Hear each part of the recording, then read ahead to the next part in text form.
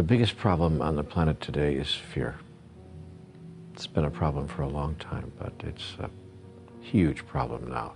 It's getting bigger every day. And the reason that fear is a problem, of course, is that it affects everything. Everything we think and say and do, all the decisions and choices we make, all of our reactions, all of our responses, everything that we're experiencing can come from only one of two places. Conversations with God has made that very clear to me. We're either coming from love or we're coming from fear. And my observation is that most people, most of the time, and myself, more than I would like to acknowledge, coming from fear. So we have to look at our fears and find out, what is fear anyway? What is it all about? What are we afraid of? And what impact is it having on the choices and decisions and the creations for which we have made ourselves responsible? By the way, that's one of the first fears that there is, the fear of being responsible, the fear of placing ourselves in a position of responsibility for all that we are creating. So fear is the first aspect of the human experience, as I understand it, that we need to work very hard to heal, and I might even say to transform. You transform fear, and you transform the world. Now let's take a look at what it is that we're afraid of. First of all, as I observe it, we're afraid of life itself and so much that goes on in life. We're afraid of life because we're afraid of death. Conversations with God says that all fear ultimately is a fear of death. If you're not afraid to die, then you're not afraid to live. But how can you not be afraid to die?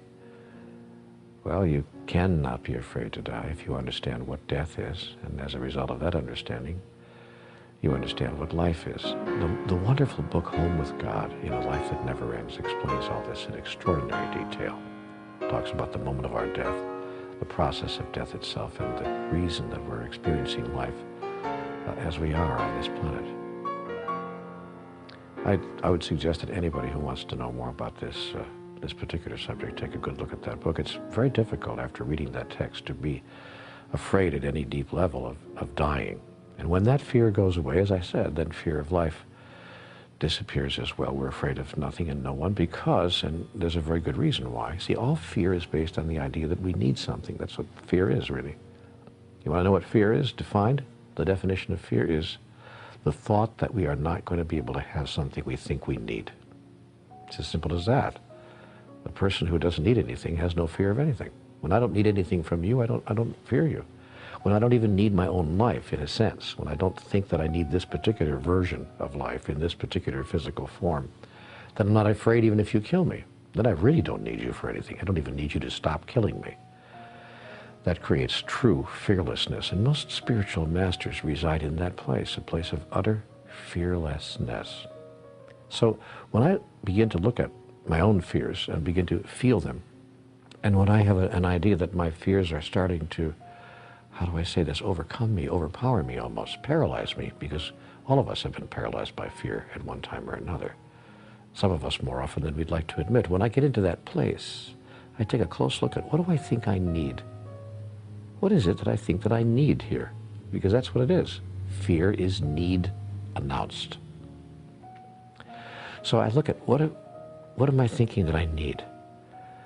And is it possible that I really don't need that? Could I get along without it? What would happen if I didn't have that? What would happen if I didn't receive that? What would happen if what I think I need, I didn't experience or couldn't experience? See, now there are two ways that fear manifests itself. The idea that I will not get what I need, I'm not going to receive that, or the idea that I'm going to lose something that I need. I have it now, but I'm going to lose it. And that's most often presenting itself in human experience, as I observe it, in relationships. It presents itself in other ways as well.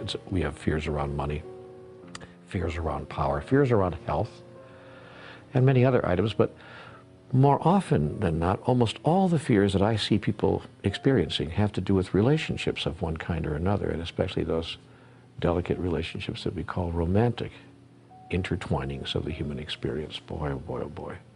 First, I'm afraid that no one's going to love me, and then I'm afraid if somebody does, I'm going to lose the love.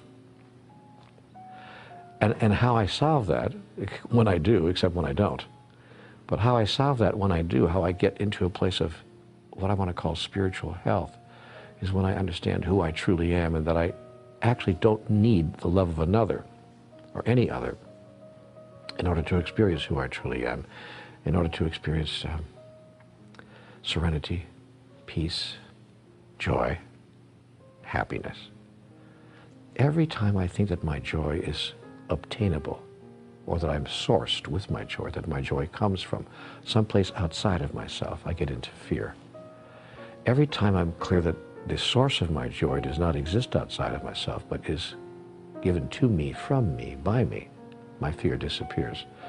And here's the irony of that. I then become much more attractive to people, and what I was afraid of, that people would walk away from me, in fact, doesn't happen. The reverse happens. People are attracted to me, because all people are attracted to other people who are firm and strong, not arrogant, but aware, and reside deep inside of themselves, because nobody likes to be needed. Because if I feel that you need me so much, then my next fear will be I can't give you what you need, and that's why I'll lose you, you see. So people who present themselves to the world as serene and peaceful and joyful and innately happy, these are people we say are together, they have it together. These are people who are aware that their happiness, their joy, and their peace comes from within. That's words we hear from every spiritual master. We hear them in all the spiritual books. But that experience is attainable. We can find it, we can go there. And that's, I think, the spiritual journey. That's the path to transformation. That's the movement away from fear. Someone once said to me that there's a great acronym for fear: feeling excited and ready. Oh, I love that. I had a great teacher say to me one time years ago, call your fears adventure. What a great thought. So I'd like to maybe leave you with that thought for today. Whatever you're afraid of right now, realize a couple of things. One, it's not real. You're making it all up.